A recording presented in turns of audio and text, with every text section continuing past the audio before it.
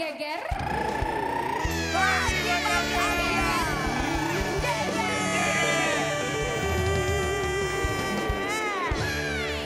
Selamat pagi Sobat Ambiar, selamat pagi Indonesia. Bagaimana weekend kalian semuanya? Aduh enak banget. Menyenangkan ya. Aku ke base camp military lifestyle. Oh Aku ke iya, dekat baik. Velo. Baik. Aku tidur nyenyak. Iya, alhamdulillah ya, itu tuh rezeki yang berlimpah. Apakah kalian semua tersenyum weekend ini? Ya harus Sangat dong. tersenyum banget. Kita harus senyum. Iya, di luar Ya. sana juga banyak yang tersenyum. Iya. Harus. Iya. Hari ini ada yang berbahagia. Siapa? Om Perlan ulang tahun. Om Perlan, selamat ulang tahun. Om Perlan 86. Selamat ulang tahun. Om Perlan 86 Ya, ulang tahun yang Om Perlan posisinya di sana mulu. Tuh. Om Perlan tuh masuk TV. Halo. Makan-makan kita ya Om Perlan ya. Sehat selalu Om Panjang Perlan umur. ya. Karena Perlan 86 termasuk Om Perlan merupakan Happy bagian birthday, Om keluarga Perlan. dari pagi-pagi Betul. Ambiar selama 4 tahun. Makasih ya. Guys, sama kita terus di sini setia. Kalau kita tapping lu jangan pada izin. Aneh ya. Sobat Ambiar, buat Sobat Ambiar hari ini kalau bisa banyak hal yang membuat bahagia, salah satunya lewat makanan. Betul. Ada yang bilang katanya makanan enak bisa membawa mood juga enak Betul. ya. Tapi kita salut sama Karen Delano karena beberapa waktu terakhir dia berhasil menurunkan berat badannya. Ya. Kemarin-kemarin dia makannya nasi Bener putih, loh. nasi padang sama nasi kuning. Nasi padang sama nasi kuning. Nasi padang tuh Guys, enak pagi loh. tadi dapat kabar duka loh. Apa? Ya. Manajernya Krisdayanti meninggal dunia. Oh iya. Innalillahi wa inna ilaihi raji'un ya. Iya. Buat Mbak Selby. Krisdayanti, Mimi Kade dan juga keluarga Silakan, dari Mbak sang Selby. manajer. Kami turut berduka cita untuk kepergian Mbak Selby. Semoga sekali, almarhumah Mbak Selby, diterima di ya. sisinya dan juga insya Allah husnul khotimah dan semoga keluarga ditinggalkan diberikan ketabahan kesabaran ya.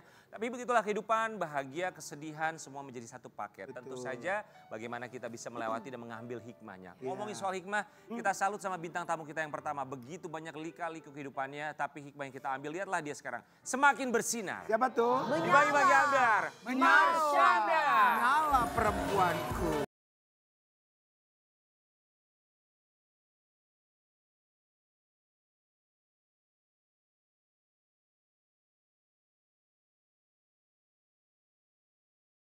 Happy. Caca juga Bidadari kurusan ya. banget Caca ini. Iya, bidadari. Bidadari kita semua. Ups and downs kehidupannya Iya. roller coaster. Betul. Ca, satu tips kamu bagikan buat kita semua di sini apa yang bisa membuat kamu semakin bahagia? Yes. Mengimani kalau yang Maha Kuasa menciptakan kita untuk hal yang terbaik di dunia ini. Enggak mungkin apapun yang kita alamin mau buruk mau baik tujuannya pasti buat hal yang baik. Betul. Setuju banget. Aku suka banget antingnya bagus Iya lucu, banget. cantik. Masa sih thank you. Iya Kayak lucu bajunya. sekali. Kita berempat senang loh kedatangan kalian ya. Kedatangan kamu ya saya. Kita berempat mengucapkan. Terima kasih. Si bidadari. Kita panggilnya bidadari aja deh ya. Dari kita ya. Iya. Buat Sobat Ambiar tidak mudah untuk bisa menceritakan apa yang terjadi dalam kehidupan kita. Termasuk juga selebriti pun juga seorang Marsyanda. Kehidupannya naik turunnya permasalahannya. Kita mau kasih lihat dulu yang satu ini apa yang membuat Marsyanda semakin tegar dan juga semakin bersinar terlepas apapun masalahnya. 15 tahun yang lalu Ini loh. udah lama sekali. 15 tahun yang lalu. Oh iya aku 35 sekarang. Ya, Betul, sebelum 15 tahun. ada yang namanya Instagram, TikTok. Dulu orang menganggapnya ini apa sih Marsyanda, kenapa sih dia banyak pikirannya. Coba lihatlah sekarang di aplikasi lebih banyak yang nggak paham gitu kan. Curhat segala Dari macam. berbagai umur lagi ya, ibu-ibu, bapak-bapak, anak ABG, anak kecil semuanya. Ya kan, bisa dibilang tuh kamu pionir untuk mereka yang bikin konten di media sosial, joget-joget, mengekspresikan diri segala macam. Betul. Tapi kalau kamu lihatnya sekarang Ya, dengan konten kamu tadi, ya. apa dalam pikiran kamu? Waktu itu memang aku ngerasa kayaknya ini aku tuh pengen berbagi keseruan segitu polosnya loh. Segitu lugunya aku berpikir karena aku suka kan emang nyanyi sambil joget-joget kalau perlu ada kasur gue loncat-loncat di atas kasur gitu kan sama teman-teman. Terus aku lihatnya aku punya laptop. Di laptop itu ada kameranya kan zaman dulu nih. Dan orang-orang tuh belum tahu loh di YouTube kita bisa bikin account. Orang-orang pada belum tahu zaman itu, tapi aku kan suka teknologi, aku suka ngulik-ngulik. Jadi aku tahu kita tuh bisa bikin account sendiri, ngupload video sendiri. Oke. Gitu. Terus udah gitu aku dapat ide lah, aku compile semua ide-ide itu, connect the dots. Oke, gue bikin video gue lagi nyanyi, joget-joget dan gue akan upload, gue akan bagi keseruan ini supaya orang merasakan betapa ini funnya gitu kan. Udah gitu tuh aku nyanyi lagu Who Do You Think You Are, Spice Girls, karena aku suka banget sama mereka. Iya. Terus aku ngebayangin nih, ini kan di lagu ini ada bagian yang cuman musik doang interlude gitu. Kosong, nggak ada vokalnya. Aku ngebayangin kalau gue Eminem, zaman itu rapper tuh Missy Elliott lah ya.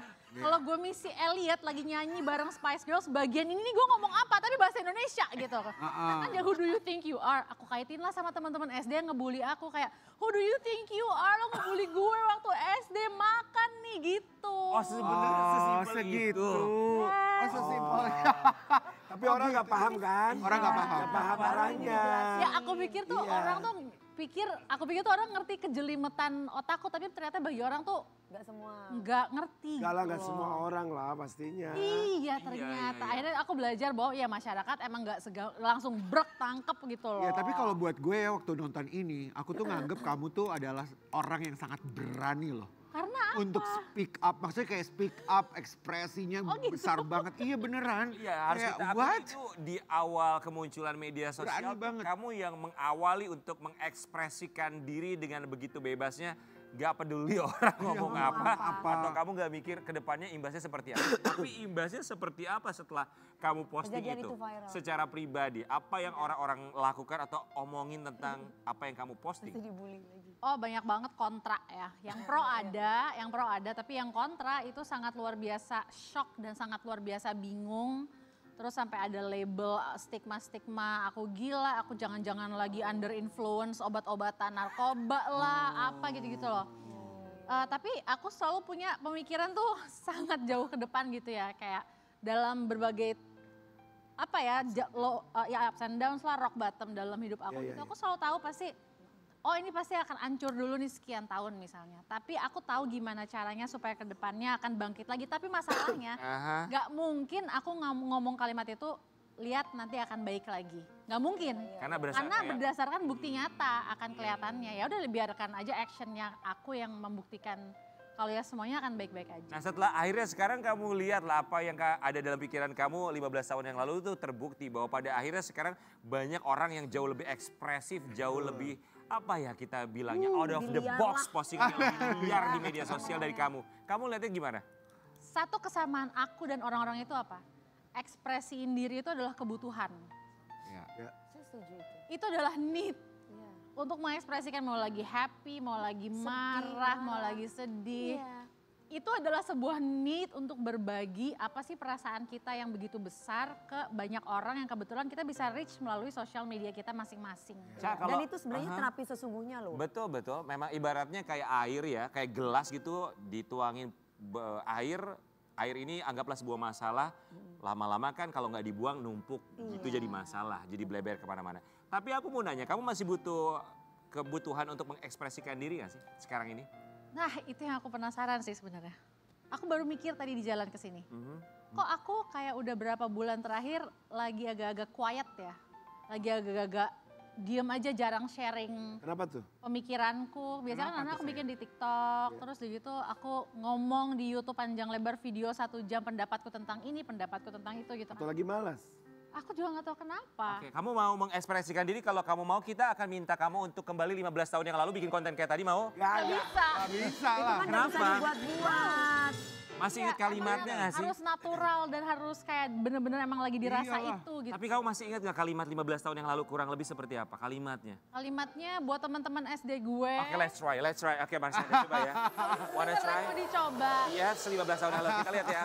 Ini ekspresi 15 tahun yang lalu. Ini bukannya udah basi ya? But Enggak. it's okay, no, fine. Oh, ini Kita nggak mau lihat. basi? No. Astaga. Kita pengen lihat cara Marsyanda mengekspresikan 15 tahun yang lalu. Tapi di umur 35. Umur 35. Oke, siap ya? Iya. Ini Marsyanda 15 tahun Dengan yang cara lalu. kamu yang sekarang coba. Oke, Menumpahkan ekspresi. Marsyanda, kamera rolling and action. oke. Tapi pakai nama nggak, jangan ya, namanya jangan ya. Buat teman-teman nggak bisa gue jadi nongol. Aku dulu bisa ya. Iya.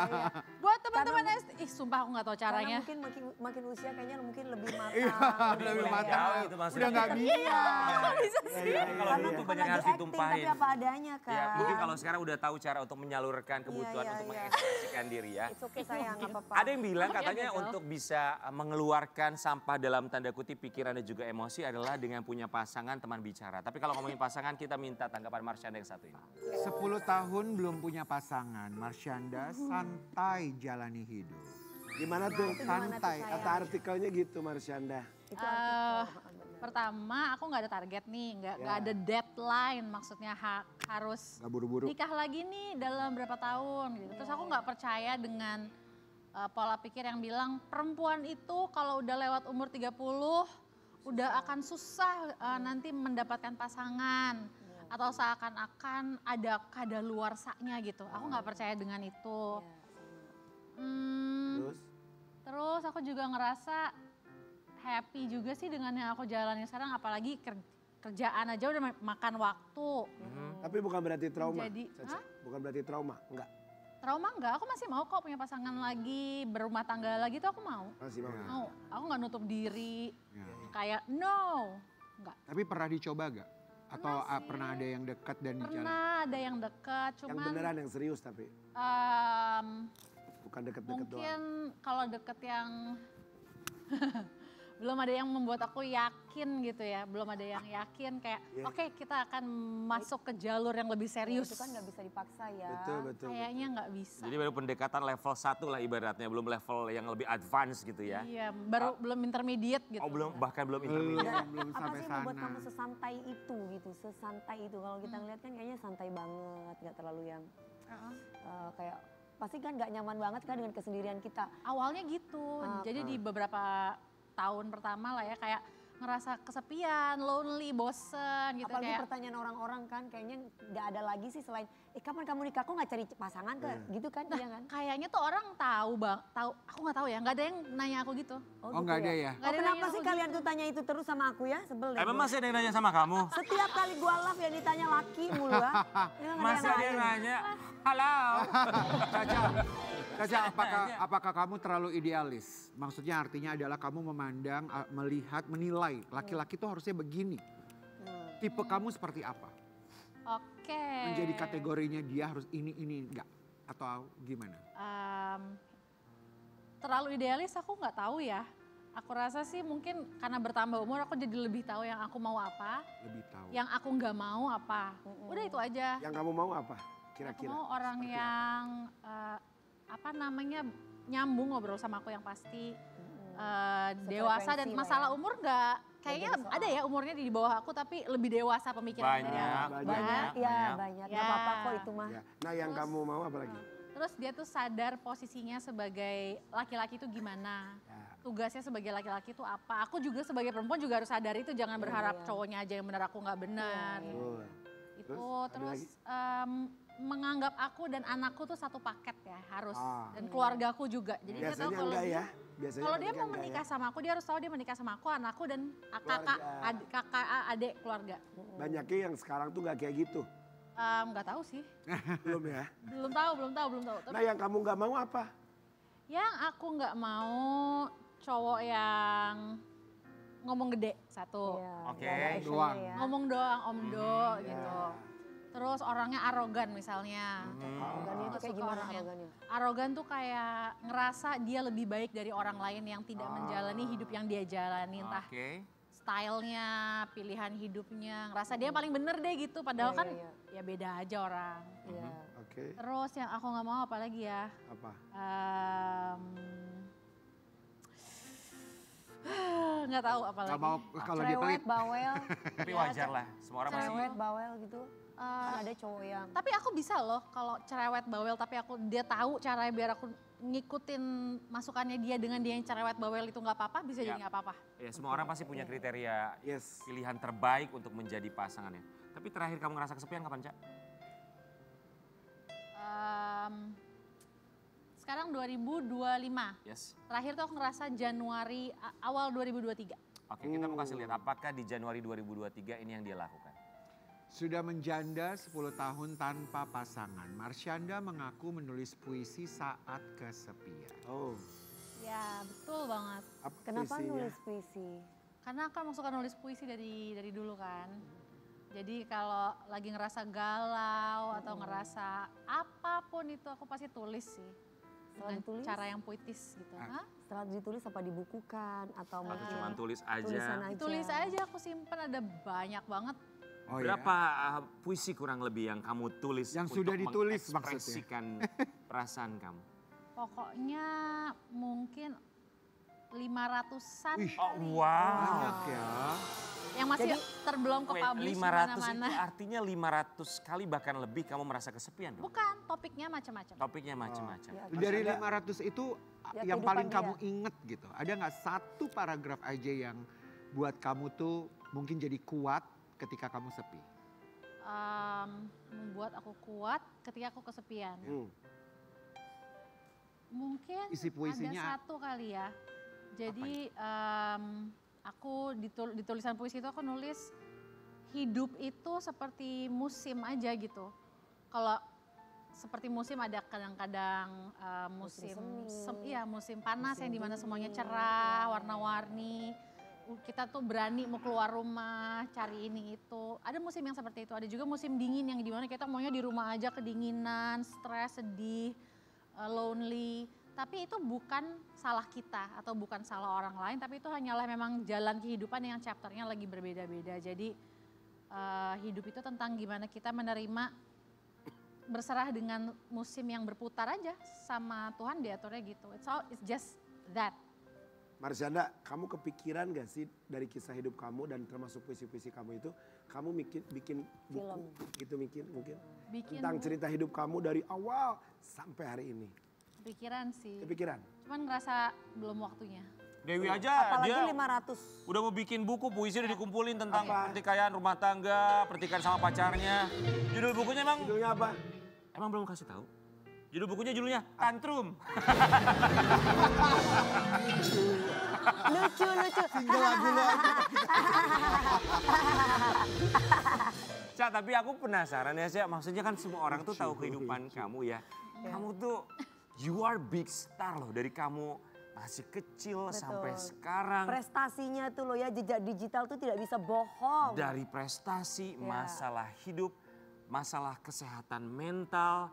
Tapi kamu melewati itu semua kalau menurut aku secara pribadi, secara smooth, mulus. Buat aku loh, tidak semua orang kuat Bisa seperti melewati kamu itu, loh. ya. Tapi apa ketakutan terbesar kamu atau your insecurity? Sekarang tuh bahasanya kan kayak insecure banget nih gue sama satu hal. Kalau kamu tuh ada ketakutan tersendiri gak sih? Rasa tidak nyaman akan satu hal. Ketakutan. Misalnya apa ya? Apa aja? Apa yang dalam kepala kamu? Ketidaknyamanan akan satu hal Dia misalnya. udah matang. Jadi kamu tidak ada ketakutan sama sekali, ketidaknyamanan sama Bukan berarti kalau hal buruk terjadi aku nggak nangis ya. sekali. Yes. Tapi kalau ditanya ketakutan apa, Bagus. Sama sekali. Apa yang bisa membuat kamu punya pola pikir atau mental seperti itu? ya mungkin aku pernah bersekian tahun gitu ya di hidup aku dipaksa sama keadaan untuk belajar ikhlas. Terus diajarin untuk sadar kalau nggak ada apapun di dunia ini yang punya aku. Iya. Ya kan? Mau itu keluar dari rahimku sendiri itu bukan milikku. Walaupun jalannya dia akan bersama aku atau apapun itu. Iya. Diriku pun bukan milikku, akan kembali dan hilang lagi nanti suatu hari gitu. Jadi kayak ya udah. Melepas kemelekatan. Yes. Itu bagus. Nggak melekat ke apapun Oke. yang bukan punyaku. Bisa jadi judul buku tuh. Melepas kemelekatan. Bisa Tapi jadi. benar sih, tidak ada di dunia ini yang milik kita seutuhnya. Betul. Bukan hanya harta, apalagi benda. Pinjaman semua nih. Pun juga orang ada di sekitar kita. Iya. Termasuk yang satu ini, Cak, kita minta tanggapannya. Marsyanda ungkap hubungan dengan ayahnya kian membaik. Aku pernah baca sebuah artikel, kamu pernah lost contact beberapa tahun, 8 tahun kalau aku nggak salah ya. Kemudian manajer kamu atau entah tim kamu menemukan nomor telepon papa kamu naik ke atas loteng untuk bisa telepon papa kamu. Iya. Kalimat pertama yang keluar dari papa kamu saat itu setelah 8 tahun lost contact adalah?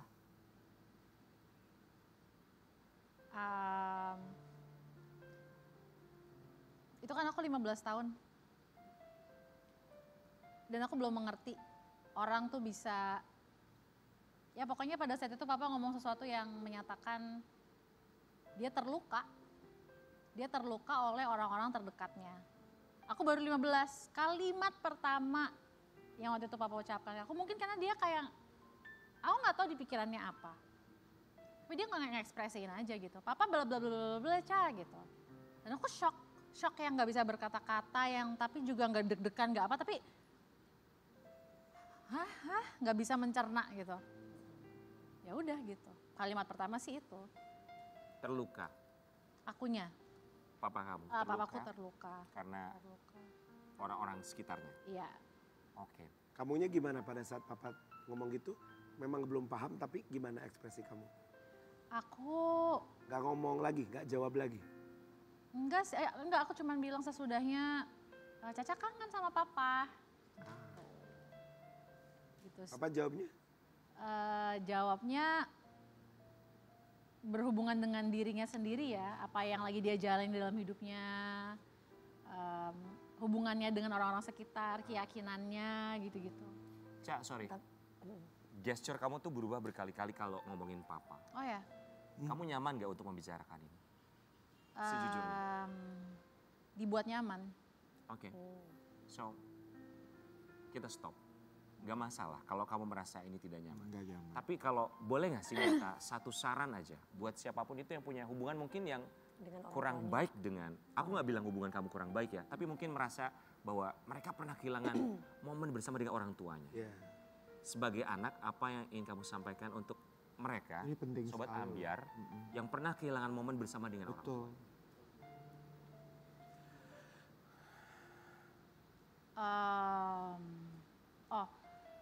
Gak usah nunggu hari ulang tahun. Gak usah nunggu hari ibu. Atau Father's Day atau hari ayah gitu ya kalau ada di Indonesia. Untuk mengekspresikan perasaan kita ke orang tua kita yang sebetulnya. Dari kita kecil, sekarang, harapan-harapan kita, apa aja pengalaman kita dengan mereka yang berarti buat kita. Sampaikan itu dalam bentuk apapun. Entah ngomong yang spontan, entah nulis surat cinta buat mereka.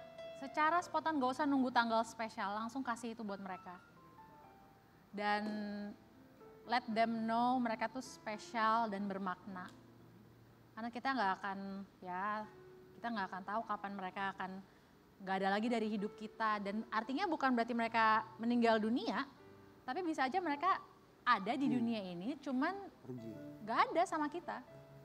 Kita nggak bisa akses mereka. Jadi saat kita masih punya akses ke mereka, let them know. Kita bersyukur dilahirkan dari mereka. Oh wow. Bijaksana. That's a big heart. Hati yang begitu besar. Seperti yang kamu bilang, hidup ini ada fasenya, mungkin seperti berbagai musim. Musim panas, musim hujan, semi, atau juga musim gugur. Bahwa pada akhirnya semua akan berganti dan tidak ada yang abadi termasuk perasaan. Kita akan melihat lagi tetap di pagi-pagi Anda. Iya,